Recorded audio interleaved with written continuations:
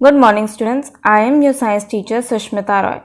Welcome to your online science classes. How are you all doing? I hope you all are safe at your home and enjoying your online classes.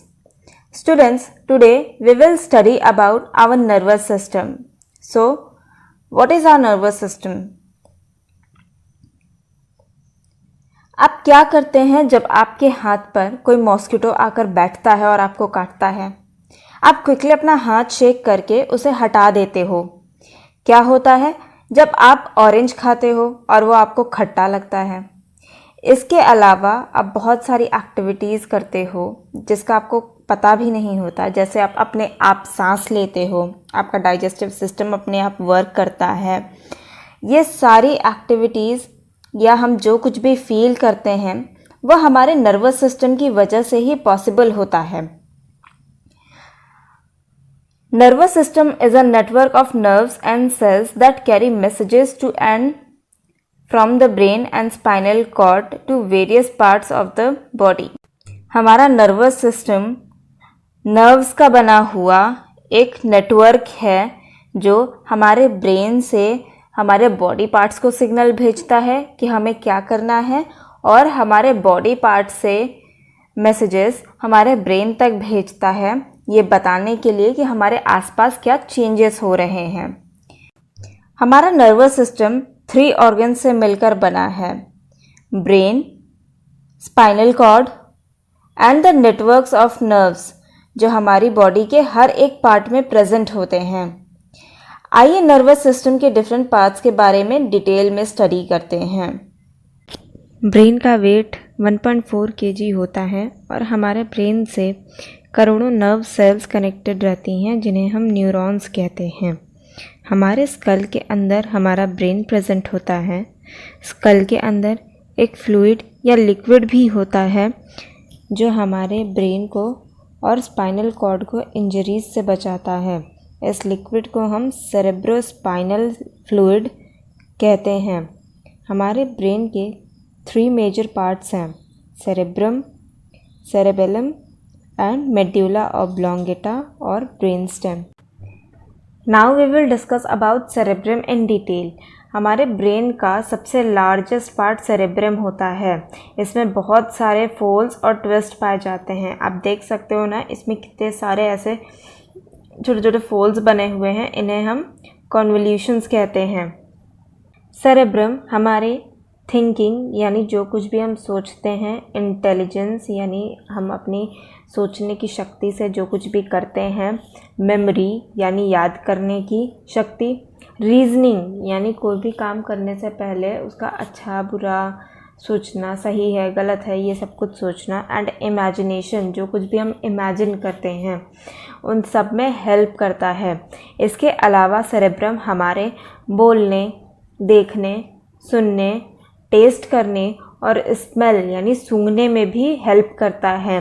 जब भी हमारे आसपास कोई changes होते हैं तो हमारे सेंस ऑर्गन्स जैसे eyes, ear, nose, tongue and skin ये हमारे ब्रेन को सिग्नल भेजते हैं कि हम क्या महसूस कर रहे हैं, और फिर हमारा ब्रेन हमें बताता है कि हम क्या देख रहे हैं, क्या सुन रहे हैं या किस चीज़ को टच कर रहे हैं, वो हार्ड है या सॉफ्ट है, जो खा रहे हैं उसका टेस्ट कैसा है, या जो स्मेल आ रही है वो अच्छी है या बुरी है, और किस चीज़ की स्मेल है। सेरेब्रम 2 पार्ट्स में डिवाइड होता है। सेरेब्रम का जो लेफ़्ट पार्ट होता है वो हमारी बॉडी के राइट साइड को कंट्रोल करता है, और जो राइट साइड होता है वो हमारे बॉडी के लेफ़्ट साइड को कंट्रोल करने का काम करता है। सेरेब्रम को हम फोर ब्रेन भी कहते हैं। सेरेब्रम को फोर ब्रेन क्यों कहते हैं हम? क्योंकि सेरेब्रम हमारे ब्रेन का सबसे बड़ा और फ्रंट यानी आगे का भाग है, इसीलिए इसे हम फोर ब्रेन भी कहते हैं। सेरेबेलम सेरेब्रम के नीचे और हमारे ब्रेन के बैक साइड में प्रेजेंट होता है। इसका साइज़ सेरेब्रम से छोटा होता है और यह हमारे voluntary movements like hand and legs के मूवमेंट्स और स्पीच को कंट्रोल करता है। सेरेबेलम हमारी बॉडी को चलते उठते बैठते टाइम बैलेंस करने में भी हेल्प करता है। हमारे जितने भी मसल्स हैं उनकी मस्कुलर एक्टिविटीज़ को रन करने यानी चलाने का काम सेरेबेलम का ही होता है। ये हमारी बॉडी पार्ट से इम्पल्सेस और मैसेजेस को रिसीव करके हमारे मेन पार्ट सेरेब्रम तक भेजता है। इसे हम मिड ब्रेन भी कहते हैं क्योंकि ये हमारे ब्रेन का मिड सेक्शन होता है यानी मिड पार्ट होता है। नेक्स्ट इज मेड्यूला ऑब्लोंगेटा और द ब्रेन स्टेम। सेरेबेलम के नीचे एक येलो पार्ट प्रेजेंट होता है जिसे हम मेड्यूला ऑब्लोंगेटा और ब्रेन स्टेम कहते हैं। यह हमारे ब्रेन को स्पाइनल कॉर्ड से कनेक्ट करने का काम करता है और बिना रुके 24 आवर्स वर्क करता रहता है। हमारी बॉडी में जितनी भी ऑटोमेटिक एक्टिविटीज़ होती हैं like respiration, digestion and blood circulation, इन सभी को मेड्यूला ऑब्लोंगेटा ही कंट्रोल करता है। इसीलिए हम इसे वाइटल नोड भी कहते हैं। क्योंकि यह हमारे ब्रेन का सबसे निचला पार्ट होता है और सबसे पीछे का हिस्सा होता है, इसलिए हम इसे हिंड ब्रेन भी कहते हैं। Now next part is spinal cord. Spinal cord हमारे ब्रेन से कनेक्टेड एक वाइट ट्यूब्यूलर यानी ट्यूब जैसा स्ट्रक्चर होता है जो हमारे वर्टिब्रल कॉलम यानी रीढ़ की हड्डी के अंदर प्रेजेंट होता है। ये बॉडी के डिफरेंट पार्ट्स में प्रेजेंट नर्व से कनेक्टेड रहता है। मतलब हमारी बॉडी के डिफरेंट पार्ट्स में जितने भी नर्व्स प्रेजेंट हैं वो सारे हमारे स्पाइनल कॉर्ड से अटैच्ड हैं या कनेक्टेड हैं और हमारा स्पाइनल कॉर्ड हमारे ब्रेन के थर्ड पार्ट यानी ब्रेन स्टेम या मेड्यूला ऑब्लोंगेटा से कनेक्टेड रहता है। हमारा स्पाइनल कॉर्ड हमारे बॉडी के डिफरेंट पार्ट्स में प्रेजेंट नर्व से सिग्नल्स को रिसीव करता है या मैसेजेस को रिसीव करता है और उसे ब्रेन तक पहुंचाने का काम करता है और फिर ब्रेन से मिलने वाले सिग्नल्स को हमारे बॉडी के डिफरेंट पार्ट्स में पहुंचाता है। स्पाइनल कॉर्ड रिफ्लेक्स एक्शन को भी कंट्रोल करता है। Now students, do you know what is reflex action? Let's discuss about reflex action. क्या होता है जब आप किसी गर्म आयरन को या किसी गर्म बर्तन को टच कर लेते हो, आपका हाथ अपने आप वहाँ से हट जाता है। और क्या होता है जब आप चलते हो और अचानक से आपके पैर के नीचे कोई कील आ जाती है या कोई शार्प स्टोन आ जाता है तो आप तुरंत अपना पैर वहाँ से हटा लेते हो। कभी आपने सोचा है कि जब ऐसा कुछ आपके साथ होता है तो या आप सोचकर या जानबूझकर करते हो या अपने आप होता है? ऐसे तरीके के एक्शंस या रिस्पॉन्स अपने आप होते हैं, बिना हमारे सोचे और अचानक होते हैं। तो ऐसे ही रिस्पॉन्सेस को हम रिफ्लेक्स एक्शन कहते हैं। So what is reflex action? A reflex action is an extra rapid response to a stimulus. यानी एक रिफ्लेक्स एक्शन बहुत तेज़ होने वाला, बिना हमारे सोचे समझे होने वाला रिस्पॉन्स है किसी स्टिमुलस के लिए। अब आप जानते हो ये रिस्पॉन्स और स्टिमुलस क्या होता है। अगर एक कैंडल रखी है, जल रही है वो कैंडल, और आपने अपना हाथ उस कैंडल के फ्लेम के ऊपर रखा है, तो क्या होगा? धीरे धीरे आपका हाथ कुछ देर बाद जलने लगेगा। तो आपका हाथ जलना स्टिमुलस है, ठीक है। वो एक क्रिया है जिसकी वजह से आपका हाथ जल रहा है और आपका वहाँ से तुरंत हाथ हटा लेना उस चीज़ का रिस्पॉन्स है, ठीक है।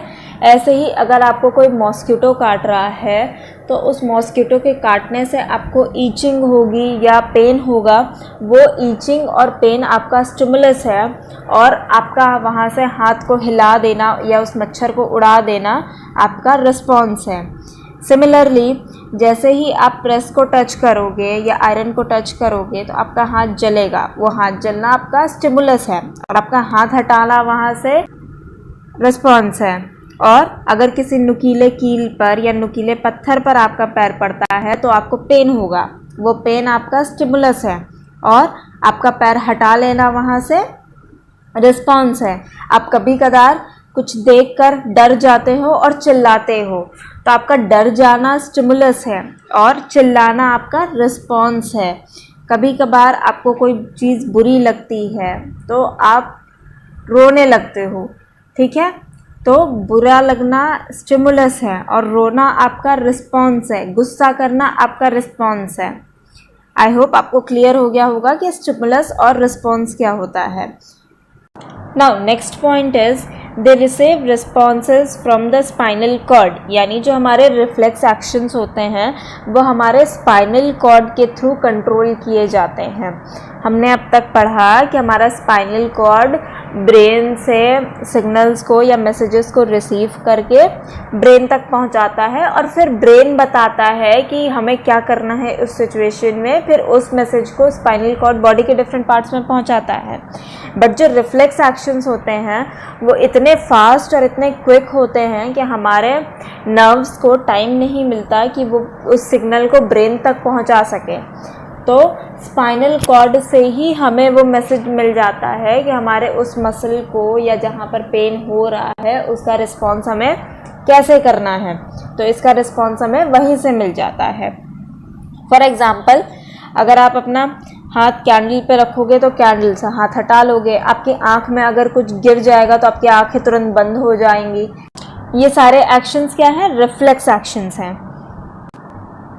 Now our next topic is the nerves. अब तक हमने पढ़ा कि हमारे ब्रेन से स्पाइनल कॉर्ड सिग्नल्स को डिफरेंट नर्व्स के थ्रू हमारे बॉडी के डिफरेंट पार्ट्स में पहुंचाता है। अब हम जानेंगे नर्व्स के बारे में। हमारी बॉडी में 3 टाइप के नर्व्स पाई जाती हैं: sensory nerves, motor nerves and mix nerves. First है सेंसरी नर्व्स। सेंसरी नर्व्स हमारे सेंस ऑर्गन्स में प्रेजेंट होती हैं, जैसे आइज़, ईयर, टंग, नोज़, स्किन। तो ये सारी जगहों पर सेंसरी नर्व्स क्या करती हैं? जब भी कोई चेंज होता है हमारे एनवायरनमेंट में या हमें कोई स्टिमुलस मिलता है तो उस स्टिमुलस का सिग्नल हमारे ब्रेन तक भेजती है, ठीक है। इसका काम यही है कि हमारे सेंस ऑर्गन से मैसेजेस को या सिग्नल्स को या स्टिमुलस को रिसीव करके हमारे ब्रेन या स्पाइनल कॉर्ड तक पहुंचाना। फिर नेक्स्ट है मोटर नर्व्स।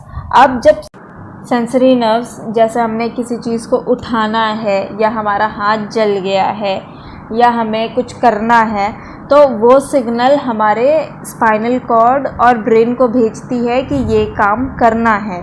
फिर ब्रेन क्या करेगा? ब्रेन हमारे डिफरेंट बॉडी पार्ट को सिग्नल भेजेगा कि उस स्टिमुलस के बदले में क्या रिस्पॉन्स करना है। तो ब्रेन से बॉडी पार्ट तक मैसेज को पहुंचाने का काम मोटर नर्व करती है, ठीक है। ब्रेन से या स्पाइनल कॉर्ड से मैसेजेस को या रिस्पॉन्स को पहुंचाने का काम मोटर नर्व का होता है। फिर थर्ड है मिक्स्ड नर्व्स। मिक्स्ड नर्व्स जो होती हैं वो सेंसरी नर्व और मोटर नर्व दोनों का काम करती हैं, यानी ये नर्व्स हमारे सेंस ऑर्गन से स्टिमुलस को या मैसेजेस को हमारे स्पाइनल कॉर्ड और ब्रेन तक पहुंचा भी सकती है और फिर ब्रेन और स्पाइनल कॉर्ड से मैसेजेस को हमारे डिफरेंट बॉडी पार्ट तक भी पहुंचा सकती है। हियर यू कैन सी, जब आपके स्किन पर या आपके सेंस ऑर्गन्स पे कोई स्टिमुलस रिसीव होता है, जैसे यहाँ पर मॉस्किटो काट रहा है आपके स्किन पर, तो सेंसरी नर्व के थ्रू आपके ब्रेन तक सिग्नल पहुँचाया जाता है। फिर आपका ब्रेन उस स्टिमुलस के ऊपर क्या रिस्पॉन्स करना है ये मोटर नर्व के थ्रू वो इन्फॉर्मेशन भेजेगा। देख रहे हैं यहाँ पर ब्रेन में प्रोसेस होने के बाद वो मोटर नर्व के थ्रू अब रिस्पॉन्स जहाँ से स्टिमुलस रिसीव हुआ है उस बॉडी पार्ट के मसल्स को रिस्पॉन्स भेजेगा, जिससे कि आपका हाथ मूव होगा और वो मॉस्किटो उड़ जाएगा। The sense organs and senses. हमारी बॉडी में 5 सेंस ऑर्गन्स होते हैं: eyes, nose, skin, ears and tongue.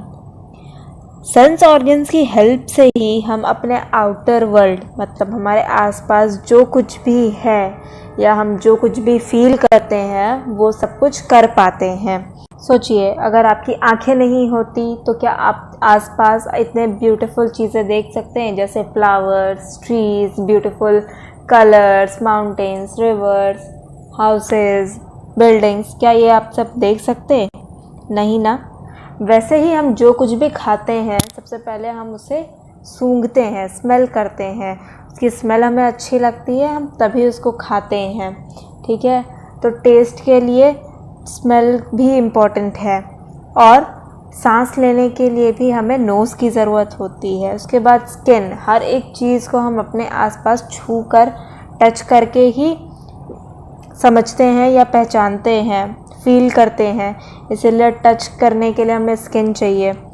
Hearing, हम अपने आसपास जो कुछ भी हो रहा है आवाज़ों को सुनकर ही रिस्पॉन्स करते हैं, तो उसके लिए हमारे कान हेल्प करते हैं। हम जो कुछ भी खाते हैं उसका टेस्ट लेने में टंग हमें हेल्प करती है, तो हमें टंग की भी ज़रूरत होती है।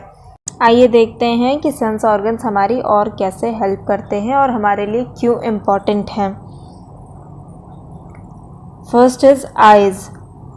हमारी जो आई होती है वो कैमरा की तरह वर्क करती है। हम जो कुछ भी देखते हैं उसकी एक कैमरा की तरह फ़ोटो खींचकर हमारे ब्रेन को बताती है कि हमने कुछ देखा, फिर हमारा ब्रेन हमें बताता है कि हमने क्या देखा है।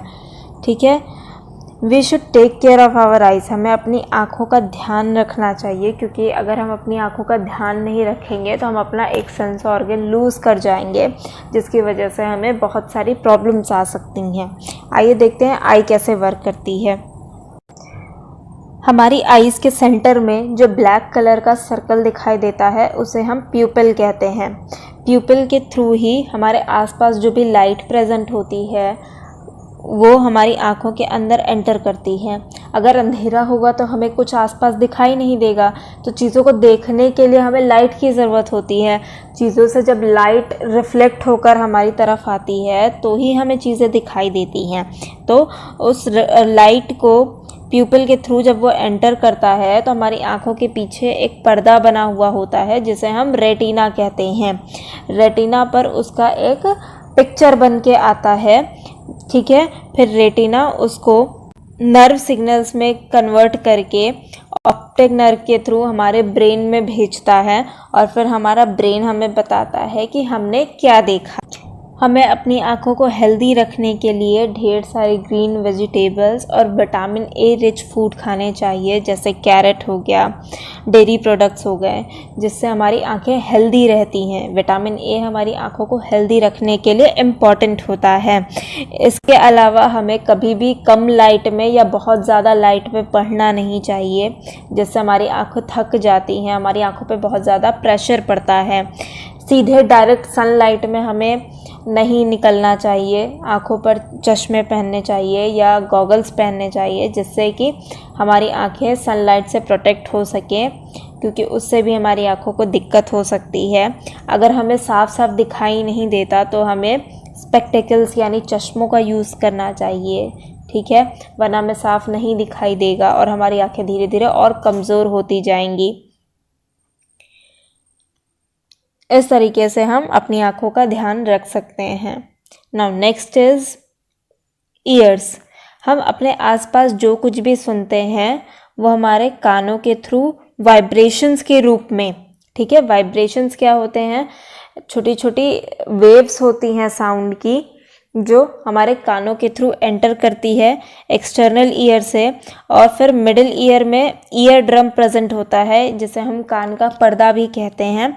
उस पे ये वाइब्रेशंस जब टकराते हैं तो फिर वो उसको नर्व सिग्नल्स में कन्वर्ट करके हमारे ब्रेन तक भेजता है और फिर हमारा ब्रेन बताता है कि हमने किस चीज़ की आवाज़ सुनी है और वो आवाज़ कैसी है। Then next is nose. हम अपने नोज़ की हेल्प से आसपास जो भी स्मेल प्रेजेंट है उसको सूंघ सकते हैं। नोज़ हमें सांस लेने में भी मदद करते हैं। नोज़ में जो 2 छेद या होल पाए जाते हैं उसे हम नॉस्ट्रल्स कहते हैं। नॉस्ट्रल्स के थ्रू ही हम सांस ले सकते हैं। और हमारे नॉस्ट्रल्स के अंदर जो खाली जगह पाई जाती है उसे हम नेज़ल कैविटी कहते हैं। हमारे नाक के अंदर छोटे छोटे हेयर्स पाए जाते हैं जो माइक्रो ऑर्गेनिजम्स को और डस्ट को हमारे अंदर लंग्स में जाने से रोकता है। ठीक है, इसके बाद नेक्स्ट है टंग। हमारी टंग हमें टेस्ट करने में हेल्प करती है। हम जो कुछ भी खाते हैं अगर उसका टेस्ट हमें नहीं पता चलेगा तो हमें खाना अच्छा नहीं लगेगा। इसीलिए हमारी टंग में बहुत सारे टेस्ट बड्स पाए जाते हैं। अब ये टेस्ट बड्स क्या होते हैं? जो टंग का आगे का भाग होता है उसमें बहुत सारे नर्व्स पाई जाती हैं। ठीक है, वो नर्व्स ही हमें बताती हैं कि हमने जो खाया उनका टेस्ट स्वीट है या सार है, मतलब खट्टा है, या सॉल्टी है या तीखा है। उसी की वजह से हमें पता चलता है। तो इन टेस्ट बर्ड्स या नर्व्स से ही फिर हमारे ब्रेन को सिग्नल जाता है और हमारा ब्रेन बताता है कि हमने जो खाया उसका टेस्ट कैसा था। नेक्स्ट है skin. We feel with our skin. हम अपनी स्किन की हेल्प से ही हर एक चीज़ को छूकर फील कर सकते हैं। Our skin protects the underlying organs. हमारी स्किन क्या करती है? हमारी स्किन हमारे इंटरनल जो ऑर्गन्स हैं, मसल्स हैं, उनको प्रोटेक्ट करने का काम करती है। जो भी चोट लगती है हमें या खरोच लगती है वो हमारी स्किन में लगती है और थोड़े टाइम बाद वो खुद ब खुद ठीक हो जाती है। अगर स्किन नहीं होती तो हमारे मसल्स में या ऑर्गन्स में चोट लग सकती थी जो कि हमारे लिए हार्मफुल हो सकता था बहुत। इसीलिए स्किन हमारी पूरी बॉडी को कवर करती है और प्रोटेक्ट करती है। ठीक है, और नेक्स्ट पॉइंट है कि हमारे जो नर्व एंडिंग्स होती हैं, हमारी स्किन में बहुत सारे नर्व्स पाई जाती हैं जिनके थ्रू जब भी हमारे स्किन के किसी भी पार्ट में कोई भी चीज़ टच होती है तो तुरंत वो स्टिमुलस की तरह वर्क करती है और हमारे ब्रेन को सिग्नल पहुंचाती है और फिर हमारा ब्रेन बताता है कि हमें कहीं पर कुछ टच हुआ है और हम फिर उसके लिए रिस्पॉन्स करते हैं। ठीक है, हमें अपने सेंस ऑर्गन्स का बहुत ख्याल रखना चाहिए। ठीक है, मैंने आपको अभी बताया कि हमें अपने आइज़ का कैसे ख्याल रखना चाहिए, वैसे ही हमें अपने ईयर्स, टंग और स्किन का भी ख्याल रखना चाहिए। हमें कभी भी अपने ईयर्स में कोई भी शार्प चीज़ जैसे माचिस की तिल्ली या क्लिप या कोई भी शार्प चीज़ नहीं डालनी चाहिए क्योंकि उससे हमारे ईयर्स, टंग को नुकसान पहुंच सकता है, डैमेज हो सकता है। हमें अपने नोज़ में भी कभी कुछ भी हार्मफुल चीज़ नहीं डालनी चाहिए क्योंकि उससे चोट लग सकती है, ब्लीडिंग हो सकती है। हमेशा जेंटल तरीके से, सॉफ्ट तरीके से ही हमें अपने सेंस ऑर्गन्स को क्लीन करना चाहिए और डॉक्टर की हेल्प लेनी चाहिए अगर कोई भी प्रॉब्लम आती है तो। टंग्स को हमें सॉफ्ट टंग क्लीनर से डेली क्लीन करना चाहिए और दोनों टाइम ब्रश करना चाहिए, माउथ वॉश करना चाहिए जिससे हमारे टंग क्लीन रहेगी। ठीक है, स्किन को क्लियर रखने के लिए हम क्या कर सकते हैं? हम नहाना चाहिए रोज़ रोज़, जेंटल सोप यूज़ करना चाहिए अपनी बॉडी को साफ़ करने के लिए, क्लीन क्लोथ्स पहनने चाहिए ताकि हमें कोई इन्फेक्शन वगैरह ना हो सके, खुजली ना हो सके।